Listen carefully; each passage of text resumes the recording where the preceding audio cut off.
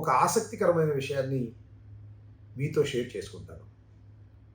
ఉండవల్లి అరుణ్ కుమార్ మాజీ పార్లమెంట్ సభ్యులు వైఎస్ రాజశేఖర రెడ్డి గారికి అత్యంత సన్నిహితులు. దానితో పాటు నీతి నిజాయితీకి ఈ కాలంలో మారుపేరుగా ఉన్నటువంటి వ్యక్తి, మనందరికీ చాలా సన్నిహితుడు, మిత్రుడు.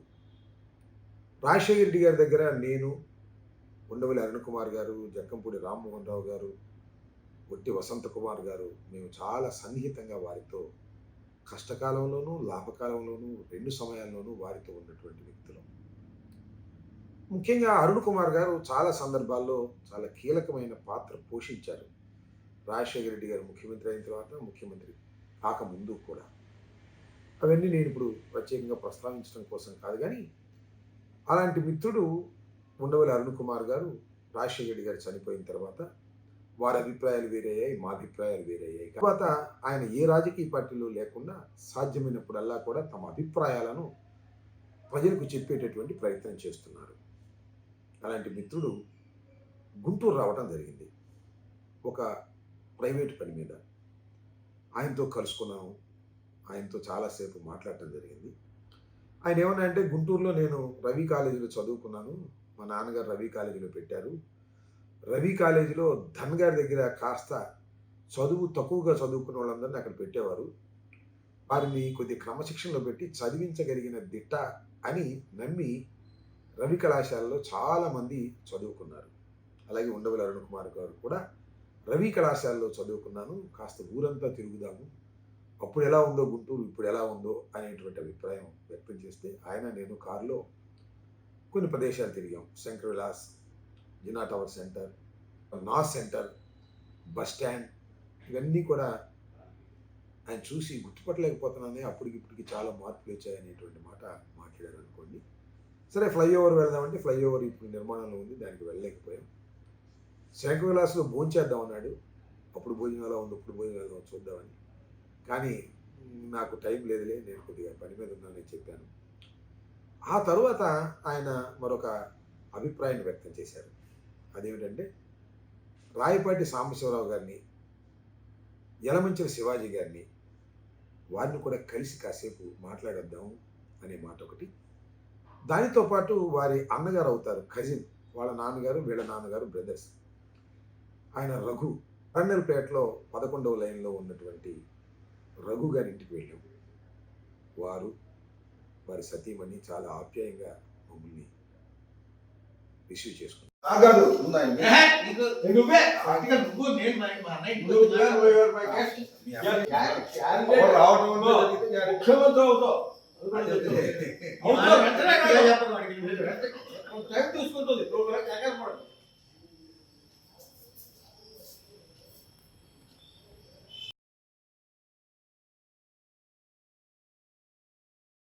ఆ తర్వాత యలమంచిల శివాజీ గారి ఇంటికి వెళ్ళాం. చాలాసేపు చాలా విషయాలు ముచ్చటించుకున్నాం.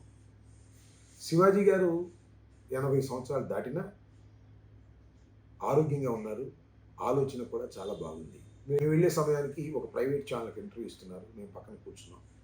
ఆ తర్వాత వచ్చిన తర్వాత ఉండవల్లి అరుణ్ కుమార్ గారు, యలమంచిల శివాజీ గారు చాలా విషయాల గురించి ప్రస్తావన చేశారు.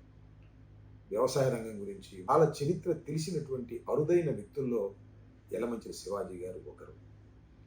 వ్యవసాయ రంగం గురించి కానివ్వండి, ఏ రంగం గురించి అయినా సరే నాలెడ్జబుల్ పర్సనాలిటీ. తర్వాత అక్కడ నుంచి మేము వచ్చేసిన తర్వాత మేమిద్దరూ మాట్లాడుకునే సమయంలో అరుణ్ కుమార్ ఒక కామెంట్ చేశాడు, రాజ్యసభకి డిజర్వ్ క్యాండిడేట్ ఎవరైనా ఉన్నారు అంటే అది యలమంచిల శివాజీ గారు. ఇప్పుడు ఎవరెవరో వచ్చేస్తున్నారు, కానీ నాలెడ్జబుల్ పర్సన్, రాజ్యసభలో ప్రజెంట్ చేయగలిగిన వ్యక్తి, విషయాలను కూలంకషంగా స్టడీ చేసి చెప్పగలిగిన వ్యక్తి అనేటువంటి భావన వారు వ్యక్తం చేశారు. చాలాసేపు కూర్చున్నాం, వారితో కాఫీ తాగాము, వారి కుటుంబ సభ్యులతో మాట్లాడాం. చాలా విషయాలు చర్చించుకోవడంతో చాలా పాత జ్ఞాపకాలన్నీ కూడా నెమరు వేసుకోవడం జరిగిందని ఈ సందర్భంగా చెప్తాను. 273 ఆంధ్రాజ్ చేసినప్పుడు ఈ శివాజీ గారు అంటే ఆడపిల్లలే ఉన్నవాళ్ళు అదృష్టవంతులు. ఆడపిల్లలే, మీకు ఆడపిల్లగా ఆడపిల్లలు అదృష్టవంతులే. ట్రై చూద్దాం, కానీ వాళ్ళకి ఎట్లా అని కాదు, ఈ మగపిల్లలు ఉన్న వాళ్ళు చూస్తున్నాం కదా, మగపిల్లలు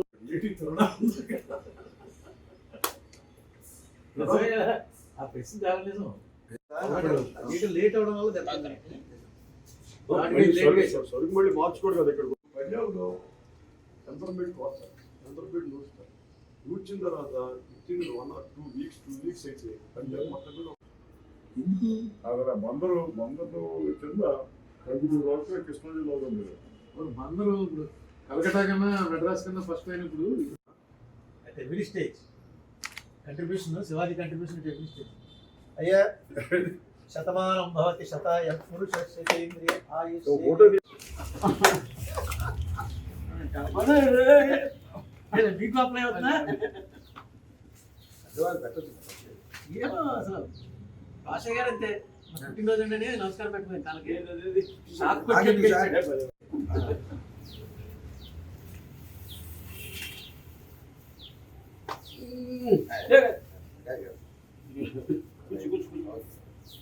కొట్టి ప్లస్కి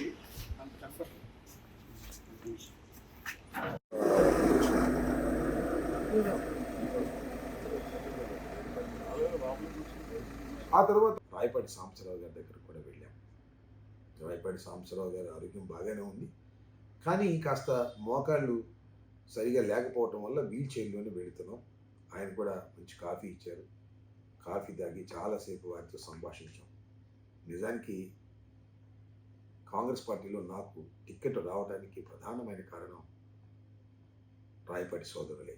వారు ఆ రోజు నాకు అవకాశం ఇవ్వకపోతే నేను ఈ స్థాయిలో ఉండేవాడిని కాదు. అది ఎప్పటికీ నాకు గుర్తుంటుంది. కాకపోతే రాజకీయాలు వేరైపోయాయి, అప్పుడు రాజకీయాలు మారిపోయాయి. ఆ విషయాలన్నీ కూడా కాసేపు కూలంకషంగా చర్చించుకుని వారితో అదే ఈయన అడిగిన అన్ని చేసేవాడు. జిల్లా ఈయన నడిచేది 40 తర్వాత అందరూ నేను, మస్తాన్ వల్లి, అప్పిరెడ్డి, టి వెంకట్రావు, సరే బుచ్చండి 24 గంటలు మీతో ఉంటాడు, అది వేరే విషయం. మేము అందరం పొలిటికల్ గా మాకు పుష్ ఇచ్చింది మీరే కదా సార్. బుచ్చి వచ్చే మధ్య ఎప్పుడైనా బయటికి వెళ్ళను, బయటికి ఎక్కడికి వెళ్తున్నా, అక్కడే ఇంట్లోనే చుట్టుపక్కల ఫ్రెండ్స్ ఎవరో కలుస్తుంటాం, సరదాగా కాలక్షేపం బాగానే ఉంది. కాదు ఎప్పుడో చెప్పాడు చెప్తా, నాకు రాజకీయ భిక్ష పెట్టింది రాయపాటి సోదరులు. ఆ తర్వాత నేను అటు ఇటు చెట్టు, ఈ చెట్టు ఆ చెట్టు ఎగిరిపోయా కానీ. అవును అవును అవును చూడటానికి వీల్లేదన్నాడు. అవును. చాలా బిజీ. మీరు చూడని మంత్రులా, మీరు ఇప్పించని మంత్రులా సార్? ఎంతమంది మంత్రులు ఇప్పించారు మీరు చూడని మంత్రులా అంటున్నా. మంత్రుల సంగతి మీకు తెలీదా? మీరు ఎంతమందికి మంత్రులు ఇప్పించారు ఆ హయాంలో? ఇందిరాగాంధీ, రాజీవ్ గాంధీ హయాంలో. మనం గుంటూరు వచ్చినందుకు పర్పస్ సర్వ్ అయింది, రాయపాటిని కలవగలిగాం.